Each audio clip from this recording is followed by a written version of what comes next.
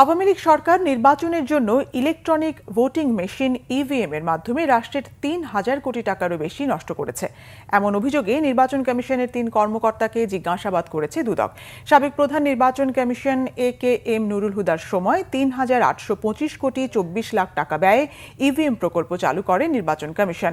প্রতিটি ইভিএম কিনতে খরচ হয় ২,৩৫,০০০ টাকা। মেশিনগুলো কমপক্ষে ১০ বছর সার্ভিস দেওয়ার কথা থাকলেও তার আগেই নষ্ট হয়েছে অধিকাংশ। ক্ষমতার পালাবদলে ইভিএম প্রকল্পের বাস্তব চিত্র দেখতে চলতি বছরের জানুয়ারিতে অভিযানে যায় দুদক। তখন হদিস মেলেনি ১৬০০ মেশিনের, বাকিগুলো নিম্নমানের অকার্যকর, যার প্রেক্ষিতে নির্বাচন কমিশনের তৎকালীন টেকনিক্যাল শাখার কর্মরত ৩ কর্মকর্তাকে বুধবার জিজ্ঞাসাবাদ করেছে দুদক।